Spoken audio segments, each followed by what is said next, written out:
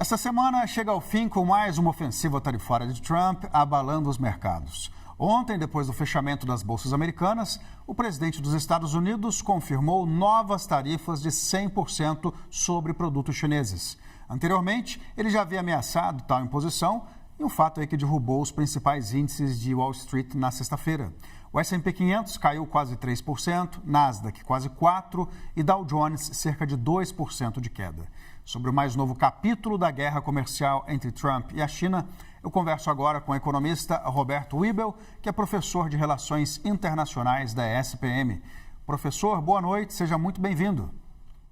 Boa noite, Marcelo. Boa noite a todos que estão acompanhando aqui o Times Brasil CNBC. Bom, primeiramente eu queria que você analisasse esse último movimento aí do Trump, que, à primeira vista, foi um movimento desastroso para os mercados.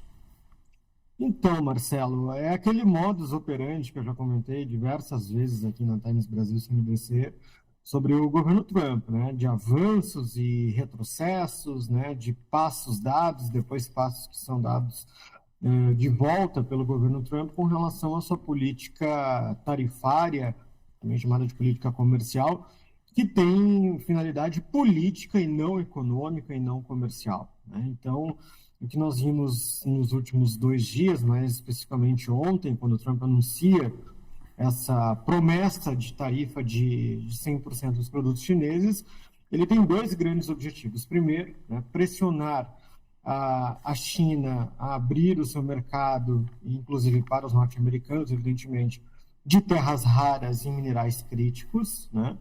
E segundo, também adotar uma agenda mais protecionista para a indústria de semicondutores e chips norte-americanos. Então, embora a tarifa seja um mecanismo, o objetivo aqui me parece muito claro que é uma competitividade, uma busca de exercer essa competitividade contra os chineses e provocar os chineses a essa abertura do mercado das terras raras e dos minerais críticos, que, por sua vez, né, é necessário para essa indústria de semicondutores e aí para vários outros setores da indústria de tecnologia, a indústria 4.0. Professor, a gente já viu tarifas de 100% antes, até de 145%. Elas não funcionaram. A China disse que poderia deixar as tarifas lá, que não tinha problema. Por que o Trump resolveu usar a mesma arma, sendo que ela já não foi eficaz no passado? Pressão, Marcelo. Eu vejo como uma tentativa de pressão, assim como a gente viu aqui no Brasil, inclusive, né? E agora me parece que vai se construir um diálogo entre os 2 países. É uma pressão comercial com objetivo político, né? Força os chineses a darem uma resposta à Casa Branca, né? E é uma tentativa também de barganha, digamos assim, que o governo Trump tenta fazer com os chineses. O que me chama a atenção nessa declaração do presidente Trump de ontem, né, que saiu nas redes sociais da Casa Branca, é que a China estaria fazendo uma espécie de um tarifaço, né, ao contrário para o restante do mundo.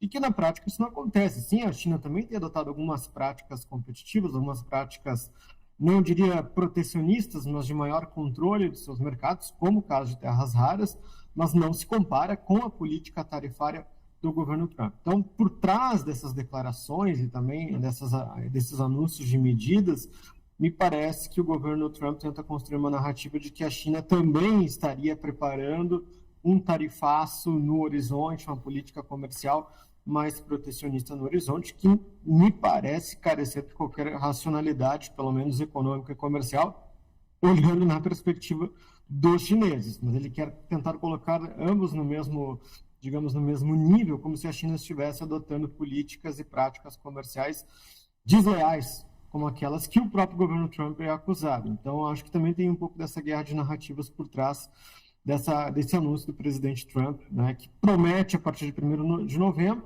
essa nova tarifa de 100%, mas diz que pode antecipar ou mudar, né, ou seja, deixando tudo em aberto, dependendo da resposta dos chineses. A gente vai para uma pergunta agora do Felipe Machado. Professor, boa noite. Professor, realmente, né, a gente vê o presidente Donald Trump acusando a China de ser hostil, quando, na verdade, ele que declarou uma guerra ao mundo inteiro, né, com uma série de tarifas contra praticamente todos os países. Agora, professor, nessa questão das minerais raros, né, que são tão essenciais para os Estados Unidos, para a economia da tecnologia de uma maneira geral, E o Brasil também é um potencial, tem um potencial produtor desses minerais raros. Esse assunto acaba virando um assunto praticamente obrigatório na questão da negociação entre Brasil e Estados Unidos em relação às tarifas contra o Brasil?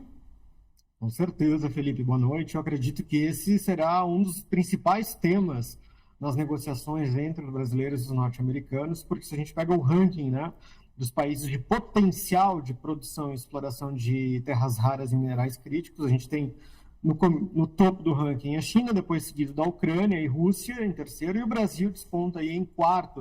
O Brasil é um dos grandes potenciais produtores e mercados de exploração de terras raras, no qual os Estados Unidos está muito interessado. Hoje já existem algumas empresas que buscam fazer projetos de prospecção para essa exploração, ou seja, um pré-estágio, né, um pré-requisito para a exploração de fato, e muitas delas são de capital norte-americano. Então, eu tenho certeza que, além da questão do café, da carne, que foram os dois produtos tarifados, setor do couro e calçado, por exemplo, certamente nessa negociação entrará a discussão de minerais críticos e de terras raras que estão aí no horizonte. É o grande desejo, digamos assim, não apenas do presidente Trump, mas também daqueles que o apoiam no seu governo, inclusive as próprias Big Techs, que hoje, né, olhando para o lançamento de novos produtos tecnológicos, dependem desses minerais críticos para a produção destes itens, né?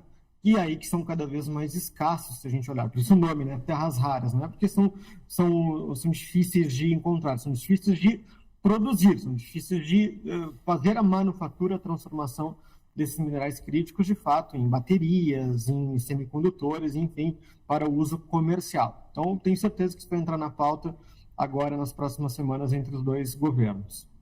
Professor, falando um pouco agora desse canhão da guerra comercial que está apontado para o Brasil, né? O que você espera do papel que vai exercer agora o secretário de Estado americano, Marco Rubio, que, como a gente sabe, era a figura mais hostil ali do governo Trump em relação ao governo do presidente Lula e que agora foi indicado pelo Trump para negociar com os nossos emissários aqui?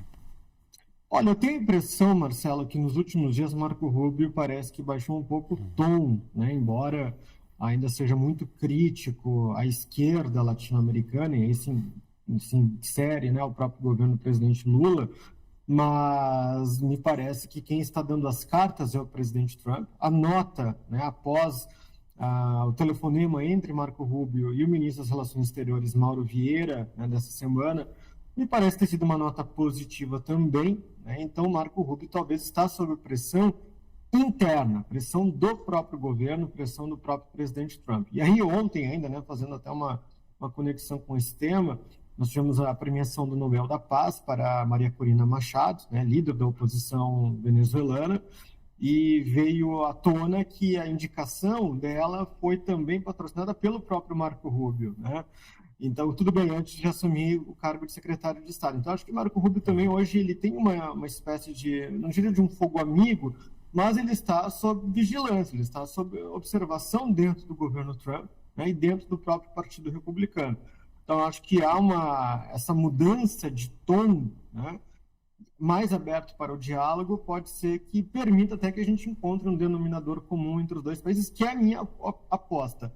É um otimismo realista nesse momento. Claro, tudo pode desandar, a gente pode ter um backstep do governo Trump, né, esse modus operandi de voltar atrás, mas eu estou um pouco otimista, com um certo grau de realismo também, nessas negociações. Pode ser que a gente tenha algum horizonte mais positivo do que aquele de praticamente 2 meses atrás, quando o Brasil sofre o tarifaço.